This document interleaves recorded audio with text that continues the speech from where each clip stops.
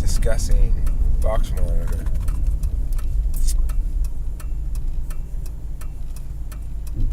And it's deeper than that. It's discussing life, the meaning of life. So, there was this long period of time when, about 2002 for about 2006, about 4 years,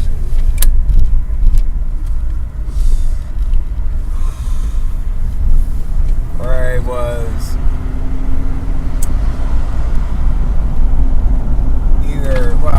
maybe from 2003 to 2006, I was unemployed basically, and making stuff all the time, making media all the time, making talking stuff, making music, but and writing a lot, of course. But I'm struck by maybe the most impressive thing about what I was doing back then was all the web coding, which was just fucking insane.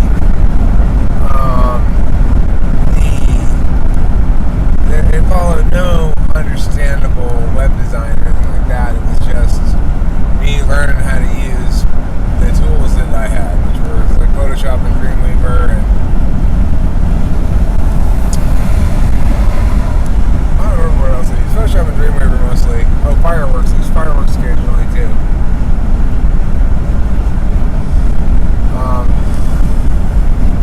Fireworks was good because they coordinated nicely with Dreamweaver, but it wasn't as good as Photoshop for a lot of purposes. So I used a lot of image maps, and I had all kinds of shit that was like move around and like launch mystery autoplays and just a bunch of crazy nonsense. It was fun though, and I got been able to look at that in the Wayback Machine, look at some of that old stuff, and I'm struck by just how good it all is, how worthwhile the whole project was.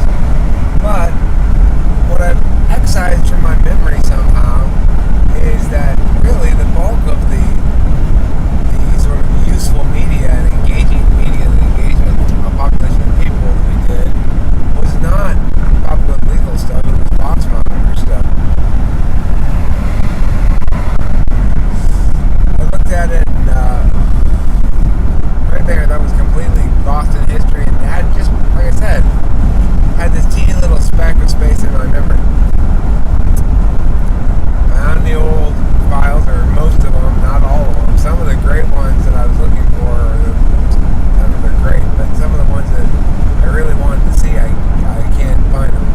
Like the Soccer Girl episode, I'm dying to fucking listen to that. Which now I remember caused all the drama, and there's all sorts of drama in the podcasting world. And when you're the podcast review podcast like Corey and I were, you get a lot of people in the podcasting world, and you have a lot of friends and a lot of enemies. Red Bar Radio was a podcast back in the day, which was our enemy for sure, because they were fucking assholes. But anyway, it's funny to listen to that old stuff,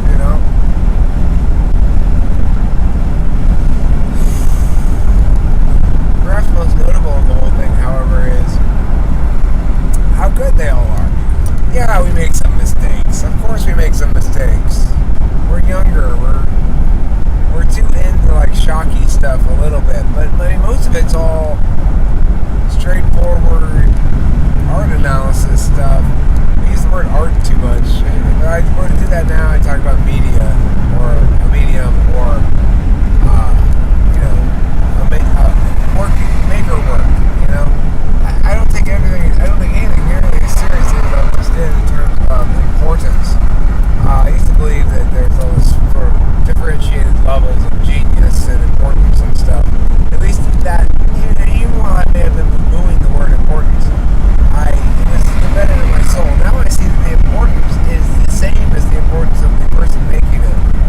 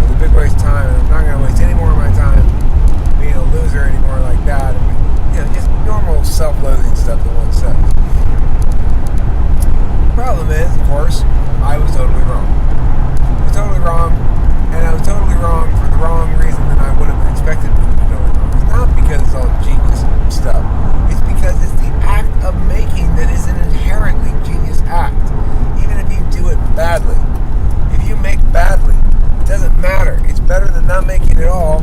That's for sure. God damn it. When I'm slowing down, you're supposed to fucking pass me, asswipe. Anyway.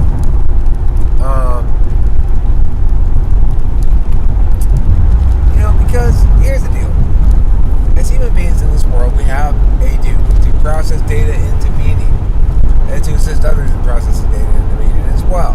We want to generate good meanings, meanings that generate goodwill, meanings that help individuals deal with difficulties in their own lives, meanings that help individuals to maximize their potential, to fulfill their destiny as fully realized agents engaged in the only purposeful act in history, which is the completion of the grand set, the making of God. So, yeah, is any little piece that we do significant? No, it's completely insignificant. Except it's the most significant thing in the world. It's us doing our job, just being human. So, fuck me for fucking me by deleting all that shit. And one thing I have to keep reminding myself is, how in the world can I want to wag my finger at other people for failing to prevent me from doing that when I didn't even have sense failed to prevent me from doing that? Right? To prevent me from doing that. But I feel like I want to wag my finger at everyone around me saying, why didn't somebody say, oh my God, this is a value. Don't kill yourself like that.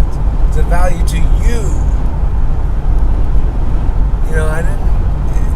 I needed it at the time. Oh, it's a value to everyone. I don't need that now.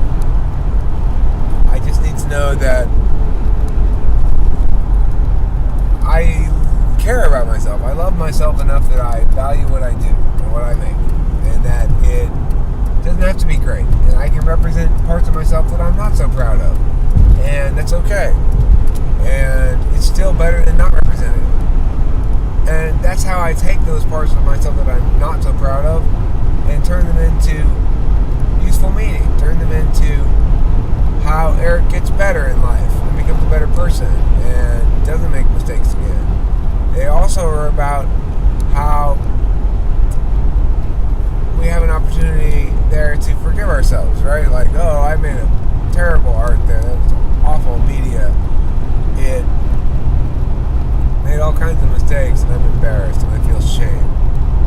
And okay, so what are you gonna do with that? Well, I'm gonna learn. I'm gonna reinforce one lesson, which is cut slack. Cut slack to everyone. Cut slack to everyone. Cut slack to yourself. And I don't mean encourage slack taking. Those are different things. An important distinction. I always fail in my execution, and that's why I need to be cut slack. But I can't fail in my enthusiasm. That's a different story, right? That's not a matter of everyone deserves to be cut some slack. It's a matter of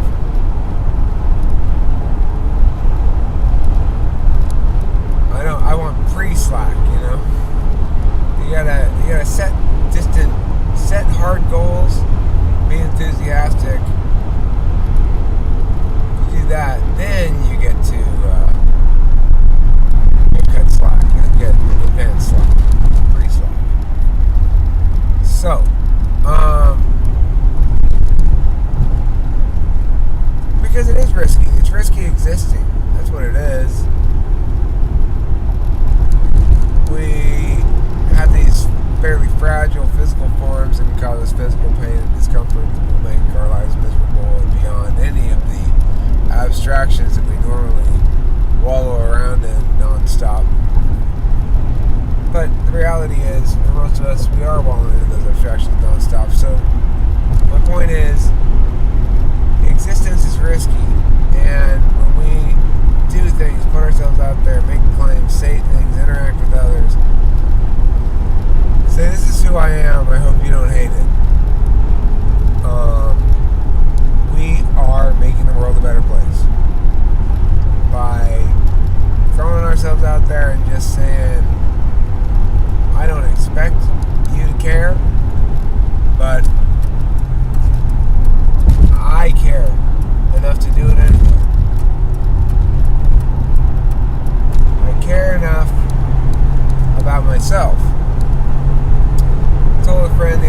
I told Kimball, life's nothing but narcissism and metaphor. What I meant by that is focusing on yourself a lot, which is something that I do a lot, will subject you to a lot of criticisms regarding your narcissism. Jesus Christ, Eric, why are you recording these videos of yourself talking and putting them on the internet?